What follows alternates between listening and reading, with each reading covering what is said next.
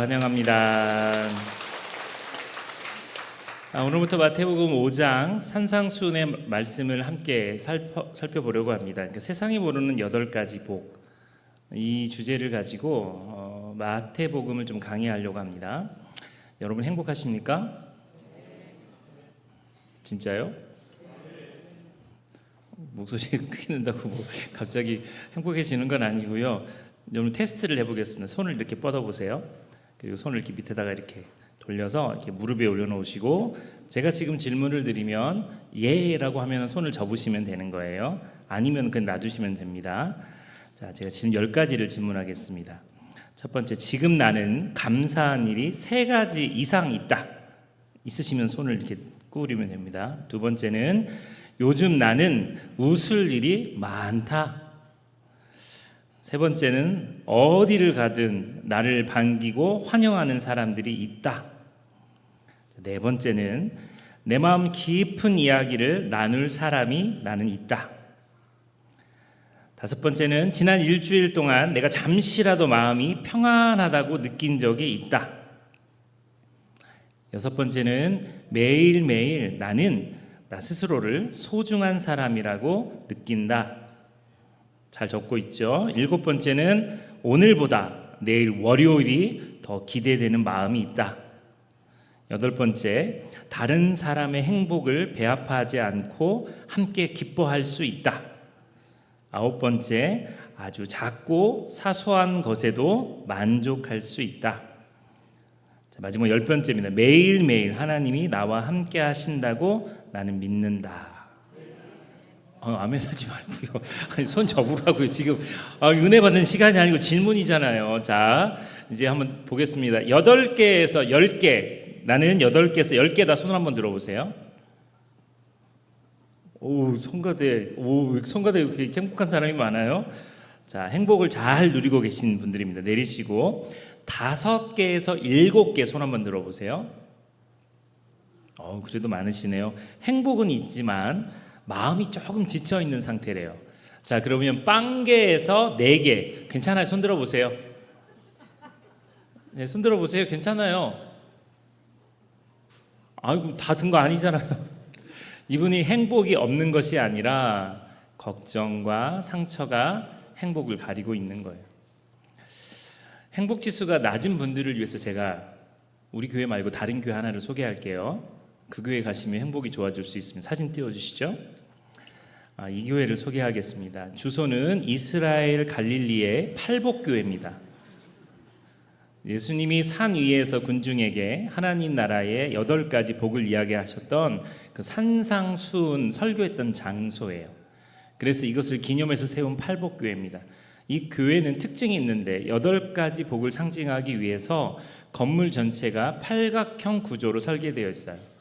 우리 대한민국도 지금 각 산마다 팔각정이 있죠? 그 팔복을 상징하기 위해서 팔각정을 만든 것 같아요. 내부 돔 아래에 있는 8개의 창문에는 라틴어로 각각의 팔복의 문구가 있습니다. 그 산상수훈은 하나님 나라의 백성은 어떤 사람이고 무엇을 믿고 어떻게 살아야 하는지를 가르쳐주는 말씀입니다. 근데 산상수훈이 명령으로 되어 있지 않아요. 이렇게 해라, 저렇게 하지 말아라, 또 열심히 살아라, 이렇게 시작하지 않습니다. 미국의 목회자이자 적극적 사고방식이라고 하는 책을 쓰신 노먼 빈센트 빌이라고 하는 목사님이 계세요. 이분이 기차를 타고 여행을 하시는데 식당 칸이 있습니다. 거기 자리를 앉아서 식사를 하는데 맞은편에 나이가 지긋한 부부가 앉아서 식사를 하고 있는데 그 부인이 식사하는 내내 불평하는 거예요. 채소가 왜 이래? 고기가 너무 질겨. 포도는 왜 이렇게 신 거야? 열차 안에 온도도 마음에 안 들어.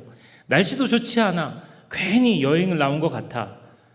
음식도 마음에 안 들고 열차도 마음에 안 들고 날씨도 마음에 안 들고 이렇게 막 투덜투덜 거리는데 옆에 앉아있던 남편이 민망했던지 이 목사님에게 선생님 이해해 주세요. 제 아내는 원래 제조업에 종사합니다. 이렇게 이야기를 한 거예요.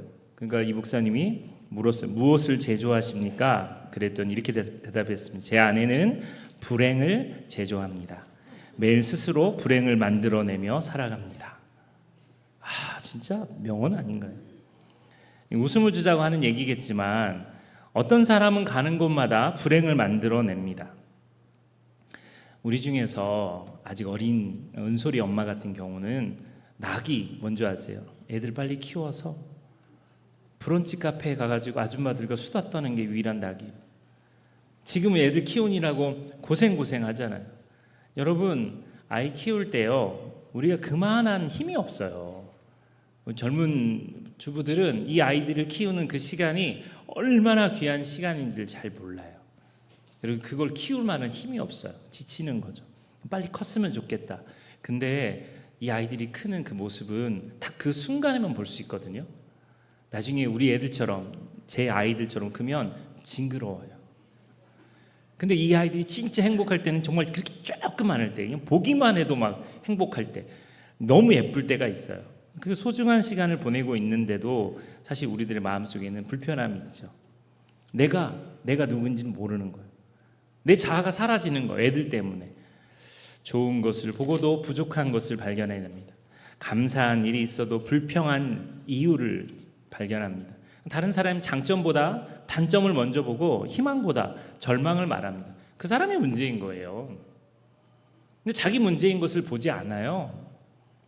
자기가 문제인 걸 보지 않아요. 그 사람이 가정에 들어가면 분위기가 무거워져요. 그 사람이 몸에 들어가면 갈등이 생겨요. 그 사람이 말이 지나간 자리에는 낙심과 상처가 있는 겁니다.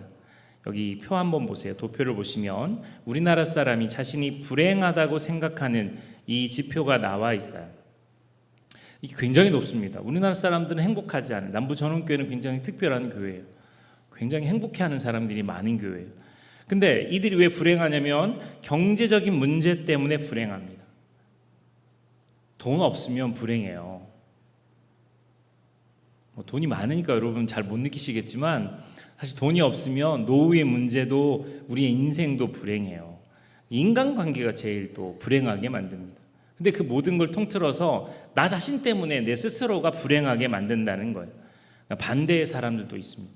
그런 분들은 주로 평택에 살고 남부전원교회라는 교회를 다녀요. 어려운 상황에서도 감사할 이유를 찾습니다. 상처받은 사람에게 위로의 말을 합니다. 갈등이 있는 곳에는 화해의 길을 찾고 절망하는 사람들에게는 다시 일어설 용기를 주는 그런 사람들이 모여있는 곳, 그것이 어디라고요? 묻지도 않고 대답해요. 뻔뻔하게. 그 사람들이 들어가면 분위기가 살아납니다. 그 사람이 말하면 그곳에서 소망이 살아납니다. 그 사람의 손길이 닿는 곳에는 회복이 일어납니다. 그 사람은 하나님과의 관계가 좋기 때문에 이게 가능한 거예요. 자, 오늘 성경 말씀으로 들어가 볼게요. 복이 있나니라는 이야기. 예수께서 무리를 보시고 산 위에 올라가 앉으신 제자들이 나아온지라 입을 열어 가르쳐 가라사대 심령이 가난한 자는 복이 있나니 애통하는 자는 복이 있나니 온유한 자는 복이 있나니 복이 있나니 복이 있나니 설명하는 복이 있나니를 헬라어로 마카리오이라고 합니다. 이 마카리오이는 예수님께서 복을 선언하신 거예요. 우리는 심령이 가난한 자는 복이 있나니 이렇게 되어 있지만 원문으로 하면 완전히 다른 뜻입니다. 복이 있도다 심령이 가난한 자들이요, 복이 있도다 애통하는 자들이요, 복이 있도다 온유한 자들이요. 예수님이 이렇게 말씀하셨어요. 심령이 가난한 자는 복이 있다 이렇게 말씀하신 한국적인 표현이고, 복이 있다 심령이 가난한 자들이요 이렇게 이야기하고 계신 거예요. 근데 여기 사실은 좀 어폐가 있어요. 왜냐하면 제네시스를 타고 다니는 사람은 복 있는 사람이다. 화장실이 2개에서 3개 있는 집에 사는 사람은 복이 있는 사람이다. 아멘. 왜 안 해요? 화장실 하나에서 사서 계속 사세요. 여러분, 좋은 차를 타고 좋은 집에 살고 전망이 좋은 곳에 살면 복이 있다고 우리가 그렇게 생각을 해요. 근데 예수님 말씀하신 복 있는 사람은 완전 엉뚱한 개념입니다. 심령이 가난한 자, 애통하는 자, 온유한 자, 의에 줄이고 목마른 자, 이런 사람들이 복이 있대요. 우리는 그걸 복이라고 생각하지 않아요. 사소하지만 작은 일이지만 내 마음이 불편하면 정말 짜증내고 불평하고 원망하고 이 세상 다 산산처럼 그냥 절망하고 낙심하는 게 우리들의 모습이에요. 솔직히 그렇잖아요. 그렇잖아요, 여러분. 저를 보세요. 정말 그렇지 않아요? 오늘처럼 습기가 가득한 이런 날, 막 빙글빙글, 막 싱글싱글 웃음이 안 나와요. 땀이 삐질삐질 납니다. 졸음이 옵니다. 짜증이 나요. 그럴 때는 그렇다고 해주세요. 진짜 짜증이 난다니까요. 여기 조금 더 밖에 나가시면요, 조금만 햇빛이 아닌 그늘진 곳에 있어도 오늘 날씨가 비가 많이 왔기 때문에 눅눅하고 찝찝합니다. 이게 사실 우리나라에서만 좀 경험할 수 있는 그런 날씨예요. 에어컨 좀 세게 좀 틀어주세요. 지는 얼마나 더워요. 여기서 위에가 제일 더워요. 3층 덥죠? 안 더워요? 오늘 진짜 더운 날이에요. 날씨만 조금 더워도, 돈이 조금만 없어도, 어떤 문제가 발생해도 우리는 불평하고 원망해요. 불행하다고 생각합니다. 세상 기준으로 보면 심령이 가난한 사람, 애통한 사람, 온유한 사람, 의를 위하여 박해를 받는 사람은 불행한 사람일 수 있어요. 근데 예수님은 그들에게 복이 있다고 이야기하십니다. 하나님 나라의 왕이신 예수님께서 그들 가운데 있으면 그들에게 복이 있는 거예요. 그들의 환경이 완벽해서가 아닙니다. 하나님께서 그들을 버리지 않으셨기 때문에 그렇습니다. 진짜 복은 이렇게 이야기합니다. 시편 73편 28절입니다. 같이 한번 읽어볼게요. 시작. 하나님께 가까이 함이 내게 복이라. 내가 주 여호와를 나의 피난처로 삼아 주의 모든 행적을 전파하리이다. 여러분, 하나님과 가까우십니까? 얼마나 가까우세요? 하나님이 여러분이 가까이 계신가요? 성경에서 복은 하나님을 가까이 함이 복이라고 이야기했어요. 넓은 집에 살지만 하나님과 멀어져 있으면 그 영혼은 가난합니다. 통장에 많은 돈이 들어있어도 기도할 수 없다면 그 사람은 가난한 사람이에요. 사람들의 인정을 받지만 하나님 앞에서 정직하지 못한 사람, 복 있는 사람이라고 할 수 없습니다. 가진 것이 많지 않아도 하나님을 의지한다면 복 있는 사람이에요. 할렐루야. 몸이 약해졌지만 날마다 하나님을 더 깊이 알아가고 있다면 복 있는 사람입니다. 사람들이 알아주지 않아도 하나님께서 내 이름을 알고 계시다면 복 있는 사람입니다. 예수님께서 누가복음 12장에 한 부자의 이야기를 말씀하십니다. 그의 밭에 소출이 풍성했습니다. 곡식을 쌓아둘 곳이 부족할 만큼 많은 재산을 얻었습니다. 그래서 그는 창고를 헐고 더 큰 창고를 지으려고 했습니다. 그리고 자기 영혼에게 이렇게 이야기합니다. 누가복음 12장 19절입니다.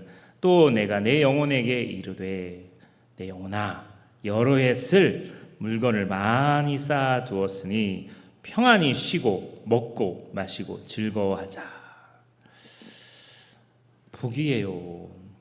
노후의 문제가 해결되신 분들 복이에요. 진짜 돈 걱정 안 해도 그렇게 살만하면 그게 진짜 복이에요. 그 이야기를 하고 있어요. 지금 이 땅에 살아가는 사람들, 우리 교회 성도들도 이 사람이 이야기했던 이야기가 낯설지가 않아요. 그런데 사업에 성공했어요. 재산이 늘었습니다. 노후도 준비됐어요. 먹고 사는 걱정이 없는데 하나님께서 이 사람에게 뭐라고 말씀하시냐면 20절 말씀입니다. 같이 한번 읽어보시겠습니다. 시작. 하나님은 이르시되 어리석은 자여 오늘 밤에 내 영혼을 도로 찾으리니 그러면 내 준비한 것이 누구의 것이 되겠느냐.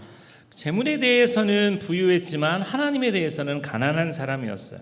그래서 예수님께서는 이 사람에 대해서 이렇게 결론을 내립니다. 21절입니다. 자기를 위하여 재물을 쌓아두고 하나님께 대하여 부요하지 못한 자가 이와 같으리니.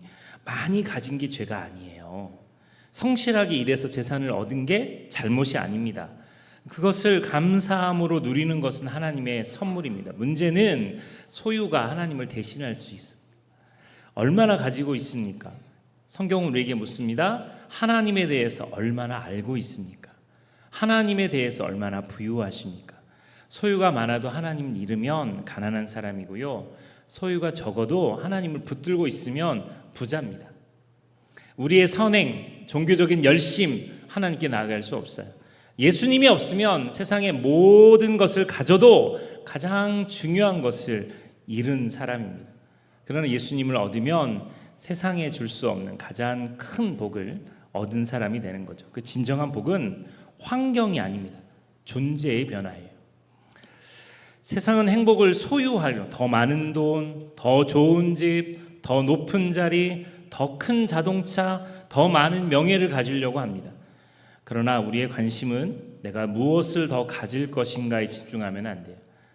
이 팔복에서 예수님의 관심은 소유보다 존재에 있습니다. 예수님 우리가 무엇을 가지고 있는지를 말씀하시기보다 어떤 사람이 되어야 하는지를 설명하고 있어요.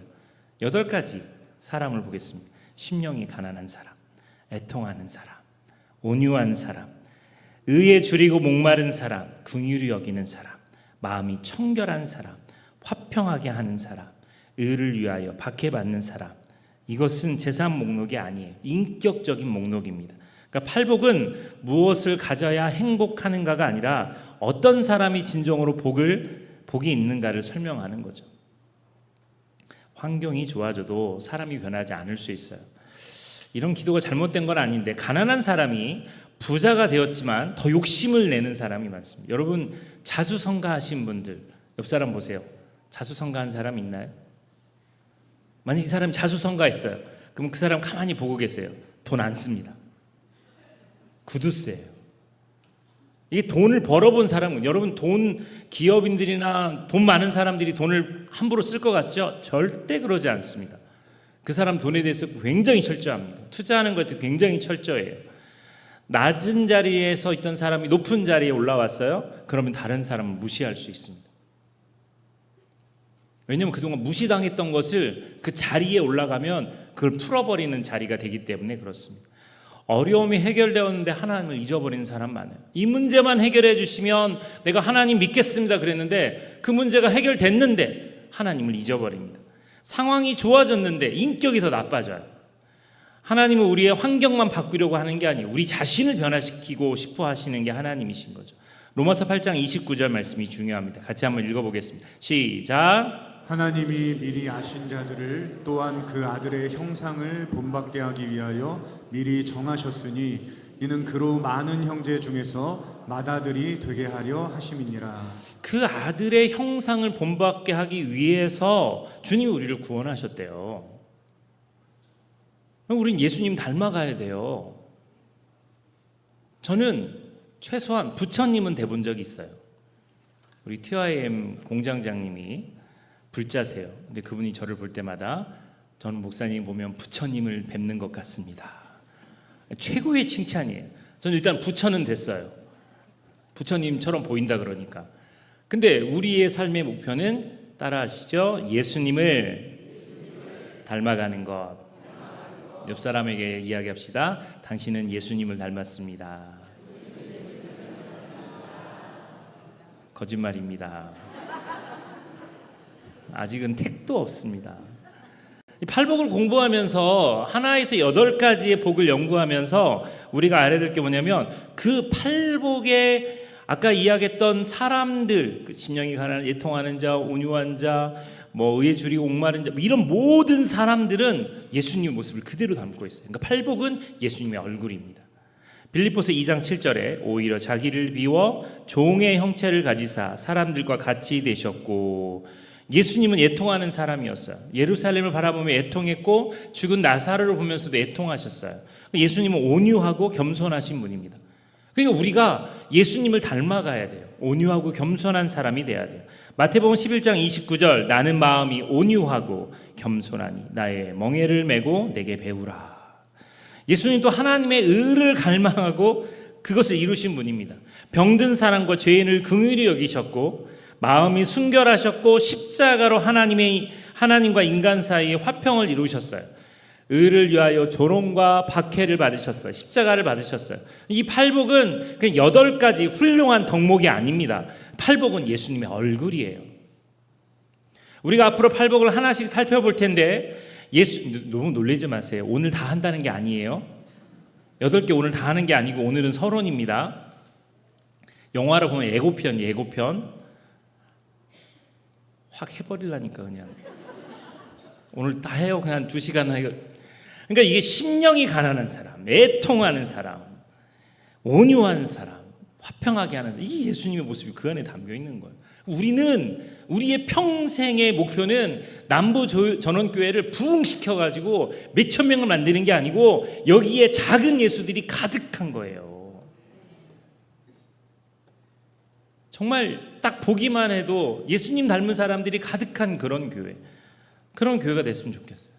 사람들이 노지훈 목사님 하면 예수님 같아. 이런 소리 한번 들어보고 싶어요. 부처님이 뭐예요? 별로 그런 소리 듣고 싶지도 않아요. 내가 왜 부처예요? 전 예수님 닮고 싶어요. 일이 잘 되면 행복합니다. 칭찬받으면 행복합니다. 돈이 생기면 행복합니다. 건강하면 행복해요. 그러나 일이 뜻대로 되지 않으면 행복도 사라집니다. 사람이 나를 비난하면 평안도 사라져요. 계획이 틀어지거나 재산이 무너지면 인생 전체가 꼬인 것처럼 느껴져요. 세상적인 행복은 상황과 함께 옵니다. 그러나 예수님께서 말씀하시는 복은 상황보다 깊습니다. 심령이 가난해도 복이 있습니다. 애통하고 있어도 복이 있습니다.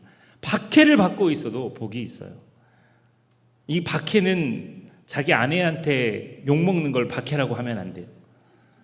그건 핍박입니다.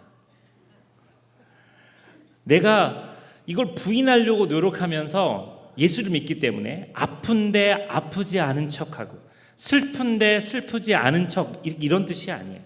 어려움이 우리의 최종적인 정체성의 운명을 결정하지 않아요. 하나님이 함께 하시면 고난 속에서도 복을 잃지 않습니다. 우리가 읽었던 교동문 1번 시편 1편입니다. 복 있는 사람은 악인들의 꾀를 따르지 아니하며 죄인들의 길에 서지 아니하며. 회중이라고 써 있잖아요. 그럼 여러분 읽어야죠. 다시 할게요. 사회자니까 제가 읽었잖아요. 복 있는 사람은 악인들의 꾀를 따르지 아니하며 죄인들의 길에 서지 아니하며. 한 10년 뒤쯤에 우리가 한번 호흡이 맞을 것 같아요. 기대가 됩니다. 여기 보면 복 있는 사람은 어떤 사람이냐면 악인들의 꾀를 따르지 않는데요. 처음에 그걸 따라갑니다. 어떤 사람을 좋아하면 그 사람 뒤를 따라가는 것처럼. 그런데 죄인들의 길에 서지 아니하며, 나중에는 서 있어요. 죄인들의 자리에 당당하게 서 있습니다. 그리고 나중에 오만한 자들의 자리에 앉지 아니하고. 그래서 고집 부리는 사람들은요, 자기가 옳아요. 다 틀려. 자기가 옳아요. 자기가 옳아서 그 자리에 주저앉아가지고 버팅기는 거예요. 교회에 그런 사람들이 많습니다. 진짜 상식 밖의 사람들이 너무 많아요. 예수 안 믿는 사람 눈에는 저 사람 뭐지? 이해 안 되는 사람들이 많아요. 제가 옛날에 그래 얘기했잖아요. 봉고차를 탔는데 너 뒤로 가. 권사님 한 분이 너 뒤로 가. 맨 뒤로 가. 넌 이 봉고차 낼 때 헌금 안 했잖아. 헌금 제일 많이 하신 권사님 그렇게 말하는 거예요. 봉고차를 산 게 축복이죠. 헌신이죠. 그런데 그분은 말로 다 까먹는 거예요. 이름 없이 빚도 없이. 그 일들을 감당했으면 이 권사님은 하나님이 얼마나 이쁘시겠어요. 하나님이 얼마나 이쁘시겠어요. 이제 별이를 능가할 아이가 드디어 교회에 왔습니다. 여러분, 우리 별이 많이 사랑해 주세요. 네. 엄마가 별이한테 목사님의 이름을 가르쳐요. 노지흥? 전 노지훈 목사인데 별아 해봐. 노지흥? 아이들은 어릴 때 하는 행동만 봐도 너무 이뻐요. 이번 금요기도회 때 별이 지가 나오고 싶어서 나왔대요. 원래는 중고등부 학생들과 청년들을 위해서 기도하려는데 별이가 앞에 나와가지고 똥 싸는 자세로 앉아 있는 거예요. 걔가 그냥 그 자세로 앉아 있는 순간 그냥 너무너무 사랑스럽고 예쁜 거예요. 하나님의 눈에 복이 있는 사람들이 있어요. 우리 어렸을 때 애기들한테 할머니들이 그렇게 말하잖아요. 뭐라고 말해요? 복덩이라고 하잖아요. 복덩이. 여러분 그 소리 들어본 지 70년 됐죠? 그 소리를 듣고 살아야 되는데 이 권사님은 옆에 있으면 복받아. 이 장로님 옆에 있으면 복받아. 남부 전원교회 나오면 복받아. 이래야 되는데 복덩이들이 없어요. 복덩이들이. 우리 아이들은 그 아이들의 존재 자체로 복덩이들인 거예요. 너무 사랑스러우고 예쁜 거예요. 주님이 우리를 그렇게 보신다고요. 난 너희들이 복 있는 사람이기를 소망한다. 그리고 나는 너희들이 복 있는 사람이어야 된다고 생각한다. 요셉이 복의 사람이었잖아요. 그가 있는 곳마다 채소들도, 그가 있는 곳마다 주변에 있는 모든 환경도 복을 받았어요. 근데 감옥에 들어가니까 복이 안 들어왔죠. 그렇죠? 요셉이 감옥에 들어가니까 복이 안 들어왔죠. 복이 따라 들어왔잖아요. 요셉이 감옥에 있어도 복을 받는 거예요. 사람들이 감옥에서도 하나님을 잃지 않는 복이 있는 거예요. 복은 사람들에게 오해를 받지 않는 것이 아니에요. 오해 속에서도 믿음과 정직을 지키는 것이 복이에요. 복이 있는 사람도 사망의 음침한 골짜기를 갑니다. 시편 23편 4절 같이 한번 읽어볼게요. 시작. 내가 사망의 음침한 골짜기로 다닐지라도 해를 두려워하지 않을 것은 주께서 나와 함께 하심이라. 주의 지팡이와 막대기가 나를 안위하시나이다. 분명히 사망의 음침한 골짜기는 존재해요. 그런데 목자도 함께 계시는 거예요. 그게 예수 믿는 사람입니다. 예수 믿는 사람이 고난 가운데서도 복덩이인 이유는 복의 근원 되신 하나님이 우리와 함께하기 때문에 그렇습니다. 그래서 여러분이 있는 그곳에서 우리는 복을 잃어버리면 안 돼요.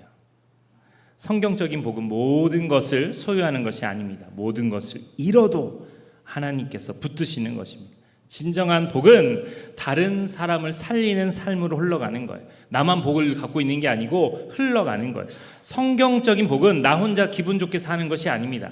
창세기 12장 2절에 내가 너로 큰 민족을 이루고 내게 복을 주어 내 이름을 창대하게 하리니 너는 뭐가 될지라? 복덩이가 될지라. 아브라함에게 하신 말씀이에요. 여러분, 다른 사람에게 복이 흘러가야 돼요. 어느 노처녀가 매일같이 교회에 나와서 기도합니다. 근데 이 자매는 얼굴이 예쁘게 생기지 않았어요. 그래서 결혼을 못할 것 같은데 이 자매가 나와서 계속 기도합니다. 하나님, 저는 신랑이 필요합니다. 제게 좋은 남자, 멋진 남자 보내주시옵소서.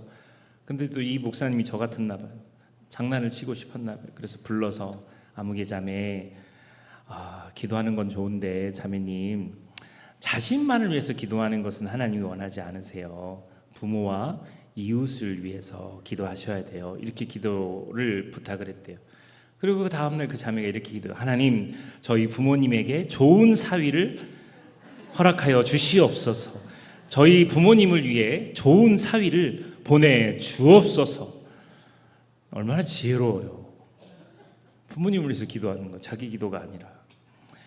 여러분, 하나님께서 나를 위로하셨으면 나도 상처받은 사람을 위로해야 돼요. 하나님께서 나를 용서하셨다면 나도 다른 사람을 용서해야 합니다. 하나님께서 나를 긍휼히 여기셨다면 나도 연약한 사람을 품어야 합니다. 하나님께서 나에게 화평을 주셨다면 나도 갈등이 있는 곳에서 화평을 만들어야 해요. 팔복의 성품은 혼자서 완성될 수 없습니다. 내가 얼마나 온유한지를 이게 다른 사람을 만날 때 드러나는 겁니다. 내가 얼마나 긍휼히 여기는지를 실패하고 실수한 사람을 만났을 때 드러나는 겁니다. 내가 얼마나 마음이 깨끗한지는 아무도 보지 않는 그 자리에서 드러나는 거예요. 내가 화평하게 하는 사람인지는 갈등과 오해가 나로부터 시작되는지 안 하는지를 보면 압니다. 하나님께서는 관계를 통해서 우리를 다듬으시는 거예요. 가정에서 나를 다듬으시고 배우자와 자녀를 통해서 나의 교만과 이기심을 보여주시는 거예요. 교회 공동체에서 나를 다듬으시는 겁니다. 내 생각, 내 성격, 다른 성도들을 만나면서 사랑과 인내를 배우는 겁니다. 말씀을 뵙겠습니다. 직장과 사회에서 우리를 다듬어 주시는 분이 하나님이세요. 그 우리의 목표는 작은 예수가 되는, 예수님의 삶을 닮아가는 거죠. 불편한 사람을 피하기만 해서는 안 돼요. 예수님의 인격을 배울 수 없습니다. 관계 속에서도 깨어지고 용서하고 양보하고 사랑할 때 예수님의 모습이 우리 안에서 만들어지는 겁니다. 우리의 입술은 불행을 제조하는 공장이 되어서는 안 돼요. 은혜를 만들고 용기를 만들고 화평을 만드는 통로가 되어야 합니다. 팔복은 8종류의 사람이 아니라 한 사람의 모습이에요. 나는 애통하는 사람이야. 나는 온유한 사람이야. 나는 이런 사람이 이렇게 말하지 않아요. 이 팔복이 한 사람에게 있어야 될 8가지 성품이라는 거예요. 이게 매우 중요합니다. 사랑하는 여러분, 제가 꿈꾸는 교회의 모습은 서로 위하고 사랑하고 이해하는 거예요. 자기가 인정받기 위해서 드러나는 게 아니라 내가 손해 보더라도, 내가 실패하더라도, 내가 좀 무너지더라도 열심히 일하는 사람을 격려하고 세워주고 하는 것이 하나님 나라 백성이 해야 될 일이라는 겁니다. 오늘 본당의 빛이 더 밝아진 걸 느끼십니까? 당연히 못 느끼죠. 이 전등 하나하나 가는 것도요, 쉬운 게 아니에요. 특히 3층에 전등을 가는 거 쉽지 않습니다. 곽동수 간사님이 저기에다가 단어가 생각이 안 나요. 아시바? 뭐라 그래요 그걸? 일본 말과 비데. 비데가 아니고, 비데는 화장실에 쓰는 거고.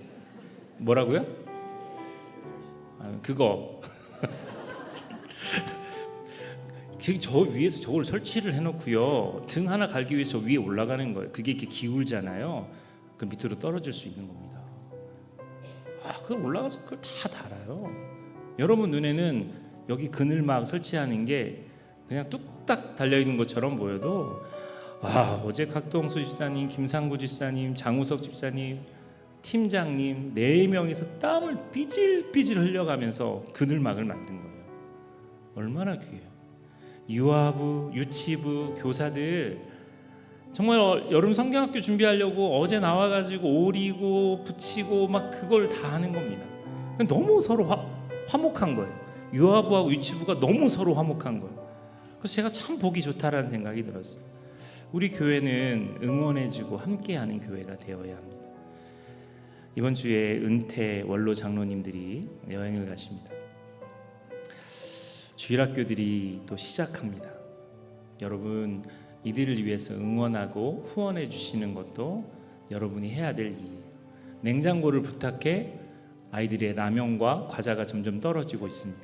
이걸 채워주는 것도 하나님 나라를 위해서 여러분이 하셔야 될 일이라는 겁니다. 제가 꿈꾸는 교회의 모습을 짧은 영상으로 보여드릴 텐데요. 이것은 친구에 관련된 이야기입니다. 엄마가 아픈데 그 엄마에게 멋진 모습을 보여주고 싶은 어린아이가 있었어요. 뜀트를 멋지게 뛰고 싶었어요. 근데 얘가 그걸 못하는 거예요. 몇 번이나 낙심하고 포기하고 싶은데 친구들이 나와서 응원해 줍니다. 그리고 그 아이가 뜀트를 넘습니다. 달리기를 합니다. 3명이 뛰는데 1등 하던 애가 넘어졌어요. 2등 하는 애도 넘어졌어요. 3등 하는 애가 막 뛰어 들어가다가 갑자기 걸음을 멈춥니다. 뜀벅지를 멈추고 뒤로 돌아서 넘어져 있는 아이를 일으켜서 함께 들어갑니다. 남부전원교회가 이랬으면 좋겠어요. 그 짧은 영상을 한번 보도록 하겠습니다.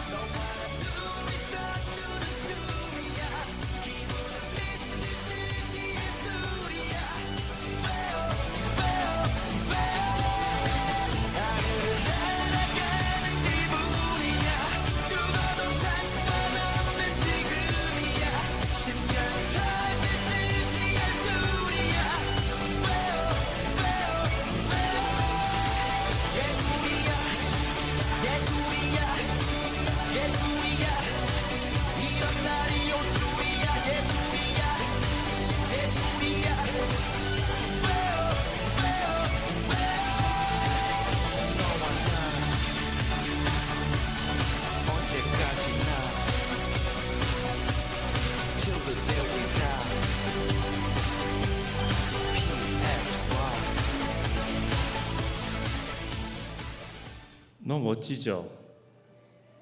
하람이 같은데? 그 애 데리고 가는 게 하람이처럼 생겼는데, 이게 교회 아닐까요? 이게 진짜 교회의 모습이 아닐까요? 이 시간 눈을 감고 기도하겠습니다. 돈이 많거나 건강하게 오래 사는 것 복일 수 있죠. 자녀가 성공하고 일이 원하는 대로 이루어지는 것 복일 수 있습니다. 그것들도 감사한 복입니다. 그러나 그것들은 영원하지 않습니다. 돈은 사라질 수 있고 건강은 약해질 수 있습니다. 사람들의 인정도 성공도 오래가지 않습니다. 성경이 말하는 가장 깊고 영원한 복은 하나님과 바른 관계를 맺는 것입니다. 어떤 형편에서도 하나님을 잃지 않는 겁니다. 날마다 예수님을 닮아가는 것입니다. 이 시간 기도할 때 하나님, 나는 불평을 제조하지 않고 행복을 만드는 사람이 되게 도와주시옵소서. 나는 어떤 상황에서도 복이 있는 사람이 되도록 도와주셔서 그 복이 세상으로 흘러갈 수 있도록 복덩이가 되도록 인도하여 주시옵소서. 우리 간절히 기도하며 나아가겠습니다.